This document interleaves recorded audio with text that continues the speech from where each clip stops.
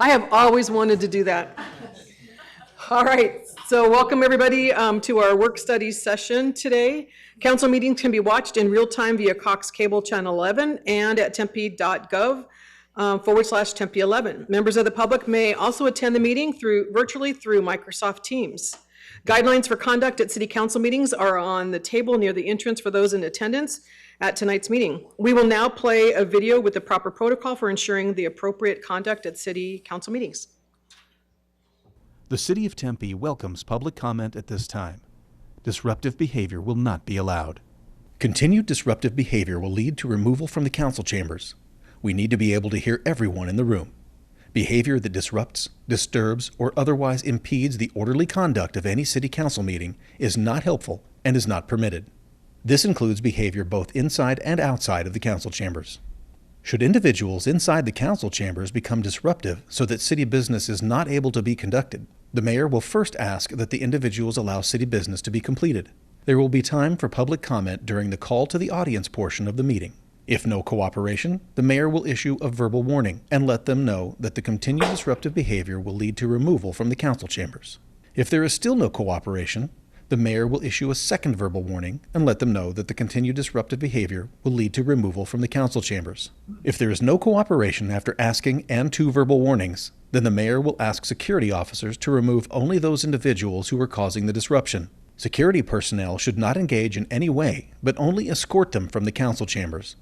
If individuals refuse to leave, security personnel shall warn them that they are trespassing and that the next step will be arrest by a Tempe police officer. Tempe officers may have to arrest if individuals refuse to leave. Charges for trespass and disorderly conduct may apply, as well as other charges. Should anyone be asked to be removed, the mayor will recess the meeting. All right, thank you very much. Councilmember Woods, or Mayor Woods, goodness, I just demoted him. It only took 5 minutes, sorry about that, Mayor. Mayor Woods is online and Councilmember Keating had surgery and he will not be attending this meeting right now today. Before we move into the call for to the audience portion of the meeting, I want to take a moment to address campaign-related activity, especially as we are now in the 2026 election season. City council meetings are open to the public and are a vital form of civic engagement. We welcome all individuals, including candidates, to speak on matters of public concern during the public comment portion of the meeting. However, because this is an official city council meeting that is both televised and live streamed using city resources, we ask all candidates, including any current council members, to refrain from electioneering or campaign-related activity while participating in this meeting. That means no discussing your candidacy, asking for votes or signatures, or displaying campaign materials such as signs, t-shirts, or literature while you are speaking. Thank you for helping us maintain the integrity and neutrality of our public meetings. So the City Council welcomes public comment at this time for the issue review session and committee of the whole items on this work study session agenda. There is a 3-minute time limit per speaker. And as of right now, I have one speaker, David Sokoleski. Do you have him online? All right, yes, David, you can go ahead and unmute or mute. Hello, can you hear me okay? Yes, we can. Okay, my name is David Sokoleski. I live in Tempe. Tempe's efforts to reduce homelessness won't be a long-term solution unless the city reduces the housing shortage. Seniors are going to be 80% of the homeless population because Social Security doesn't meet the income requirements to rent an apartment. Tempe's data shows we need to preserve 11,000 low-income units, and we shouldn't wait for people to end up on the street because they can't meet the requirement. Tempe loves data until it's inconvenient, and then it's time to ignore it. The city needs 15,000 low-income units today, and we need to prioritize it. The city isn't planning for the future, but I'm estimating 15,000 more. That means the city needs to preserve or create at least 41,000 units. That's my medium estimate, but at least I'm trying. That's more than the city of Tempe. One thing is very clear. The city needs to increase investment and prevent people from becoming homeless in the first place. Another thing, achieving the desired outcome is absolutely all about the money. When the city accelerated pavement, we put $5 million and then it was increased to $7 million. Now the city is spending $200 million to pave every street, and some people still want more.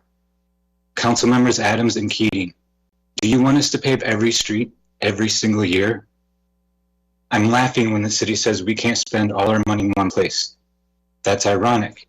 7 million is more than Hometown for All, and you voted to cut that in half. The city needs to preserve 11,000 low-income units and create at least 6,000 more. We're going to need 30,000 to 40,000 by 2050. We need to create long-term, low-income housing and prevent people from living on the street, particularly seniors. Failing to do it will have a political cost at the state and national level. It will also have a financial cost on the city.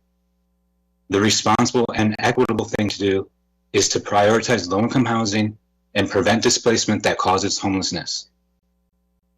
Ignoring this problem is like filling buckets of water on a sinking boat. You can continue dumping people in Mesa, but we're never going to fix the problem. We have 11,000 households at risk. Tempe could overwhelm all of Maricopa County. Tempe has a responsibility to fix its own housing shortage. Thank you for listening. Thank you, Mr. Sokoleski. Do we have any other cards? Kara? Sorry, thank you.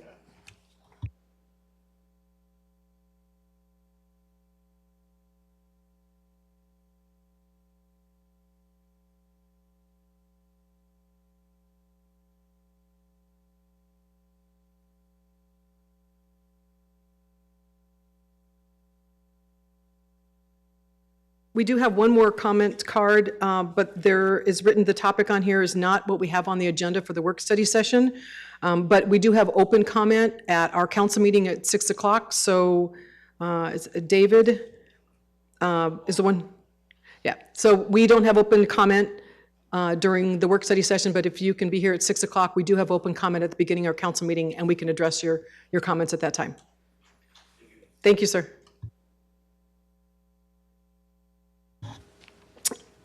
So is there anyone else in the audience who would like to address a council meeting on an agenda item? If so, get my attention.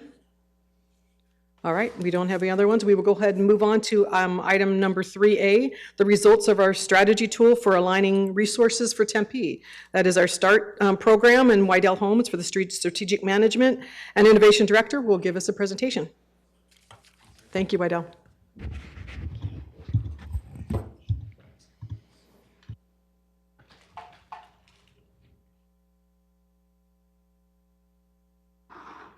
Oh, thanks, Jason. I appreciate it. So, that's it? Okay. Good afternoon, Vice Mayor Garland and Council, Wydell Holmes, Strategic Management and Innovation Office. I am here tonight to share with you the results of your START tool, which is a tool that we utilize at the beginning of our budget process to start an early conversation for aligning resources for Tempe. As you recall, and as our community knows, that we have 5 thematic strategic priority areas. So I'd just like to remind people of those. And our performance measures are what operationalize each one of those. We have 101 performance measures that you reviewed during the START tool exercise that you did following the November 13th work study session. We appreciate all of you completing that exercise on time so that we could do our analysis and calculations and provide that in your packet tonight. Tonight, the purpose is to identify those measures that you would like for us as a staff team to accelerate during our performance-led budgeting process, as well as to move over into our Tempe Accelerate program, which is putting a hyper focus on the strategies and the cadence on which we want to achieve the performance measures. Performance-led budgeting is really about looking at the outcomes that we'd like to achieve as an organization for our community, our businesses, our residents, and our visitors, as well as creating innovative and predictive and influenceable strategies that move us towards the outcome.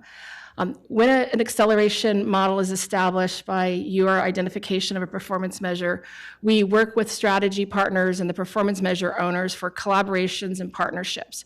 We also emphasize exercises in shifting resources, which, as you know, for a government is always very hard to do and difficult. So because of that, we are not putting an emphasis on additional funding. So we don't always want to add funds where we actually maybe have different or smarter strategies that can be informed by data, by best practices, by innovation, and things that perhaps maybe Tempe has not tried. So our team will work with the performance measure owners and their strategy partners as you direct us in regards to the accelerated models. For today, our analysis resulted in 5 performance measures rising to the top 5. Feeling of safety in parks, safety in neighborhoods, ending homelessness, tree and shade canopy, as well as quality of business services. These were identified by having your collective highest totals, your averages, points from at least 4 council members, as well as highest median score. So those are some of the attributes that are identifying these 5 as the top 5. As a reminder, we, again, will develop strategies. We'll bring them back at the March 23rd work study session in the new year, and we will already begin integrating these teams with our TAP program. Wanted to just share that the START tool is just the beginning of the conversation. We developed this a few years ago for early discussion with city leadership and mayor and council, and Vice Mayor Garland. So the START tool results do not preclude you from changing the order of acceleration for the performance measures. It is just an early tool. While we gave you a theoretical $100 to distribute across 101 performance measures, these were not an allocation of resources at this stage. And so I just want to remind everybody of that this is really trying to give us some narrower focus on where you want us to direct our energies over the next few months regarding developing strategies. One of the best practices is to narrow your focus to 3 to 5, because then we can start to achieve them with excellence. We will continue to work on achieving our other performance measures that aren't identified as an acceleration model, but this is where a lot of our resource time in strategic management innovation will go in working with the teams of the ones that you direct for us tonight. So I will pause there and move back to the 5 that were identified in your tool. Do you have any questions from council? No? All right. All right, so to confirm, the direction from mayor, vice mayor, and city council is to accelerate the 5 performance measures regarding parks, neighborhoods, homelessness, tree and shade canopy, and business services. All right, thank you very much. Have a good evening. Thank you. That was really quick. We should have timed that. It's a great presentation. So much information. We really appreciate it. Thank you so much, Vidal. All right, we're going to go ahead and move on to item 3B. Accessory dwelling unit, ADUs, the design challenge update. And we have Lucas Jensen, planner and community development, to give the presentation, I think. Thanks so much for being here, guys. Of course. Good evening, Vice Mayor, Mayor, and members of City Council. I'm Jacob Payne, Principal Planner with Tempe Community Development Department. I'm joined today with my colleague Lucas Jensen to give you an update on a project that we're very excited to share some results of, that being our accessory dwelling unit design challenge, as well as to provide some updates on some new tools that we have in our arsenal when it comes to accessory dwelling units and housing in Tempe. So without further ado, I'll hand it over to Lucas. Thank you, Jacob, and thank you, Mayor and Council. Lucas Jensen again, planner with Community Development. I'm going to share a background on ADUs and the Accessory Dwelling Unit Design Challenge, dive into the design challenge details, and then show those winning designs, what those look like. That'll be just a very brief image. And then some of those tools that Jacob had mentioned, the plan library and the ADU dashboard that we're launching. Before we start, just to align this with those performance measures, it aligns with 2.15, the strong community connections. We did some extensive community outreach and surveying as part of this process, so participating in city decisions was important. And then the quality of life, ending homelessness, and the age-friendly community designation. As a background, ADUs in Tempe have been allowed since 2019 under regulations that allowed them on multifamily zoned lots that had an existing single-family home. Fairly limited in its scope, think like west of ASU, Maple Ash type areas where that was eligible, and just 4 were completed in that time frame until 2024 of December. As of December 2024, you all adopted ordinance mandated by the state to expand where ADUs are allowed on properties, allowing them on single family zone or on all properties that allow residential uses that have an existing single-family home. So it significantly expanded the reach of where ADUs are permitted in Tempe. After that ordinance was passed, staff got to thinking how we can help address affordability through ADUs. One option that we had seen other municipalities pursuing was a pre-approved plan library.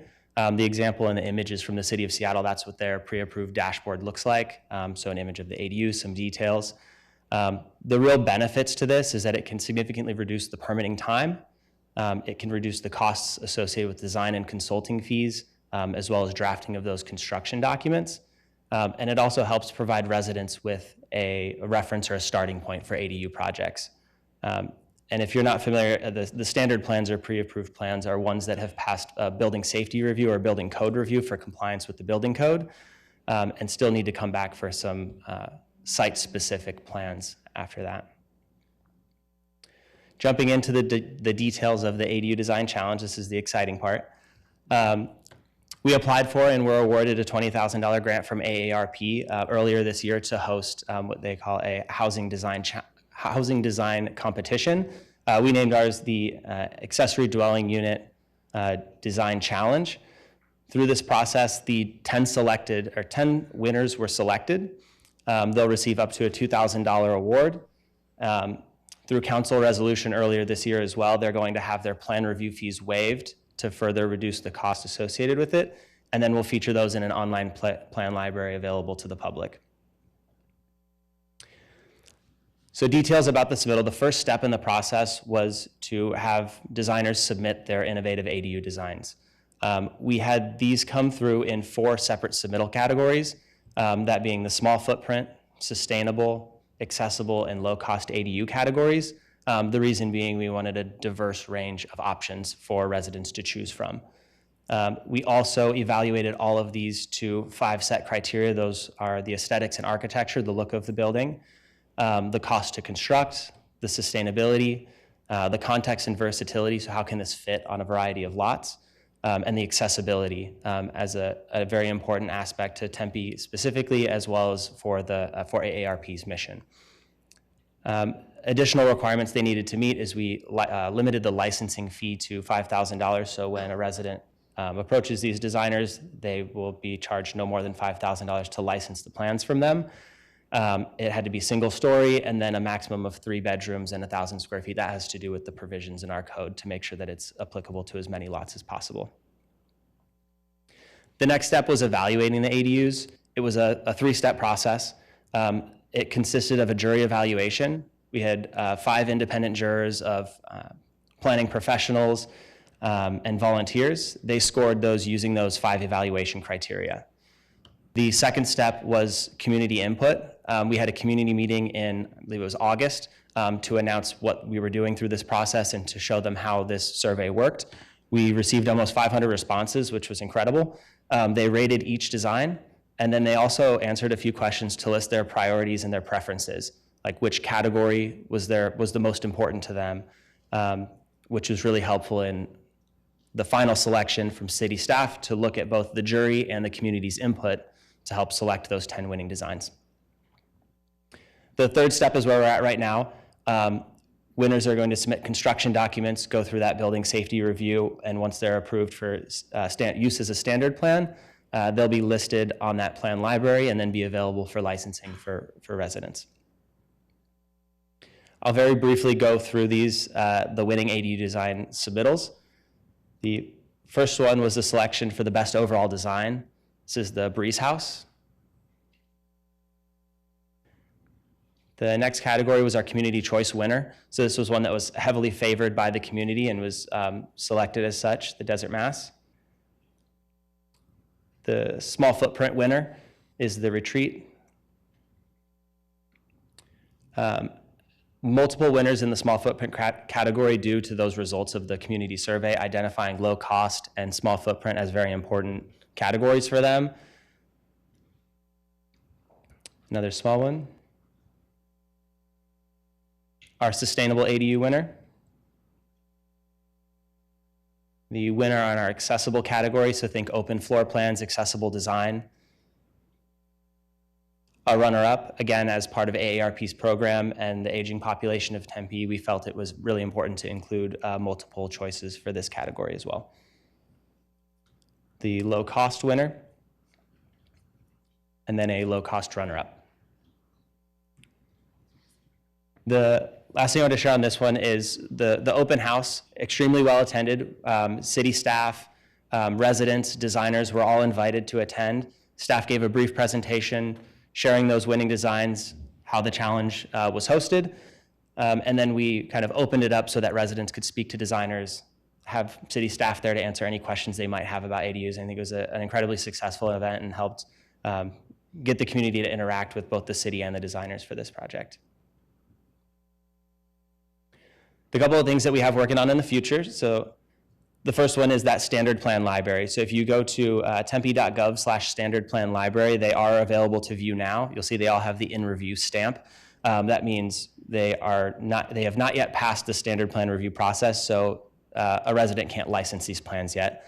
Once they are, we'll remove that banner, and then they'll be able to reach out to the designer to contact them to license the plan and submit them for construction. The next one we're really excited about. We actually just made this live on our website, I believe it was late yesterday.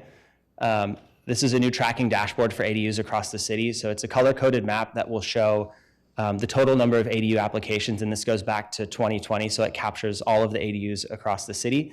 It'll show you where they're at in the building permit process, whether they're being reviewed, whether they've been issued and have started construction, and whether they're completed. So this is a snapshot from maybe a week ago and what that looks like now. So 77 total applications since 2020, with the vast majority of those coming since the new ordinance was adopted in 2024. And with that, I'm happy to answer any questions you all might have. We appreciate it. Thank you very much. Do we have any questions or comments? No, I would just like to say that I love the idea of the competition that you guys had to do this. A few years ago when we were at National League of Cities, we were discussing ADUs in one of the breakout sessions, and one of the cities talked about how they had plans that residents could just go in. It sped up the process to be able to take part in the ADU process, so this is really wonderful that we've been able to do this. But we had designs that were designed by people in our community, and so great program. I really appreciate that, and I love the idea that we're using the dashboard with information. So when we get questions about it, it'll be an easy place to send people to so they can get more information. So thank you so much for doing that. So we don't have any questions or comments. All right, we'll go ahead and move on. Thank you so much. I appreciate it. All right, so the next item on our agenda is call to the audience. Again, the council welcomes public comment at this time for committee of the whole items on this work study session agenda, and there's a 3-minute time limit per speaker. Do we have any comment cards that you have, city manager, city clerk? Nothing additional, thank you. Okay, great. All right, is there anyone in the audience who would like to address the council and any of the agenda items on the committee of the whole? If so, please get my attention for committee of the whole.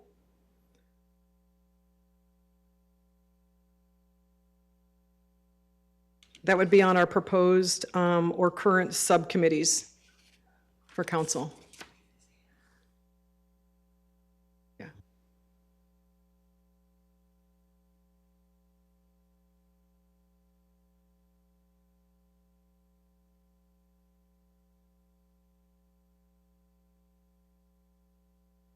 Okay. So the card that we have that we just received, it'll still be, this is not an open call to the audience for open items. This time is open for just the subcommittee, so we would not be able to address the open call for comments until 6 o'clock. Thank you, sir. All right, so the next item on the agenda is the call to the audience. We don't have any call to any. All right, so here we have per City Council Rule 7 subsection 2B, any two council members of the council may propose the formation of a subcommittee at a work study session of the council by identifying the purpose of the proposed subcommittee and the proposed members of the subcommittee and obtaining approval of the majority of the council.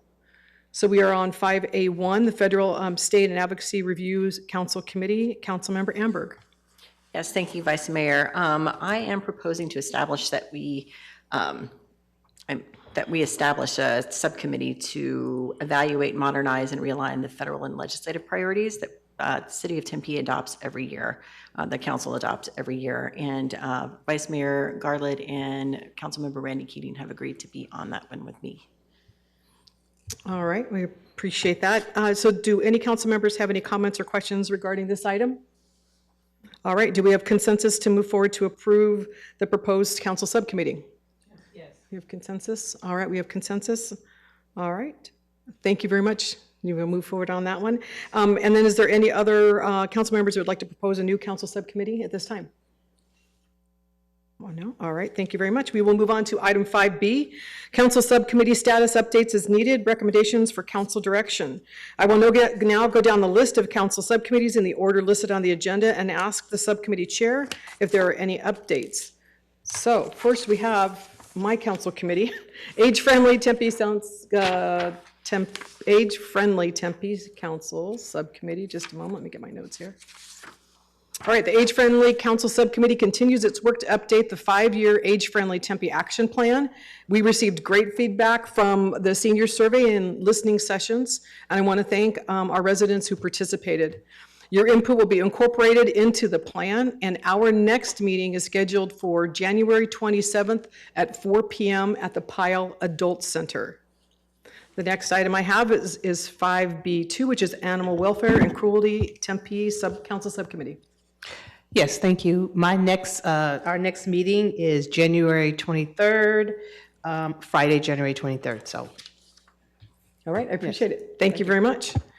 All right, item 5B3 is the Community Engagement and Connection Subcommittee. The next meeting is on January 20th at 4 p.m. at City Hall. As part of the process, we are evaluating how we engage and connect with our community. What's important to our work will be public feedback, and we will be hosting several public listening sessions in February and in March. More details to follow soon on our council subcommittee webpage. So I'll go ahead and move to item 5B4, and it's a drink spiking education and prevention council subcommittee. Councilmember Keating is not here, so we do not have an update for that. 5B5, mixed use space council subcommittee. Councilmember Chin. Thank you, Vice Mayor. No updates at this time. We had to reschedule our December meeting, and we plan to schedule it in January. All righty, thank you very much.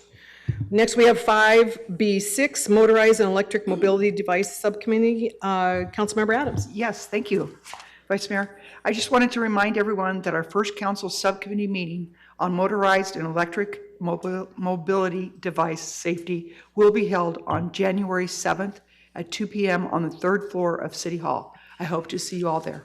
Thank you. Thank you, Councilmember Adams. 5B7 is revitalization of Tempe Town Lake Council Subcommittee. Councilmember Amberg. Yes, thank you, Vice Mayor. We met on December the 1st, and Craig Hayden and Sean Wagner from Community Services had a great presentation on the special events that are going around that we currently have on the Tempe Town Lake. And we talked a little bit more about the RFP and the RFQ and the Arizona cycle boats coming to the lake. So thanks to staff and stakeholders and everybody that was there. We are not going to be meeting until probably February because we've got some exciting things coming down that actually the council is going to be talking about in January. All right, thank you very much. 5B8 is a Tempe Term Limits Policy Review Council Subcommittee, and Councilmember Keating is unable to be here today, so we will not have an update at this moment. So we'll move on to agenda item number 6. Members of the City Council may request that an agenda item be added to a future issue review session. In accordance with the open meeting law, there will be no discussion on the item other than to clarify the request. So do we have any future agenda items recommendations? No? All right, thank you very much. All right, so we'll go ahead and close that discussion. And we're going to move on to item number 7, announcements from the mayor and or city manager. Mayor Woods, do you have any announcements? No announcements at this time, Vice Mayor. Thank you. All right, thank you, Mayor. City manager, do you have any announcements? No, Vice Mayor, thank you. We are just whipping through this agenda. All right, so we are on to item number 8, which is adjournment. The next work study session is January 15th, 2026, and The meeting is adjourned. Oh, wait.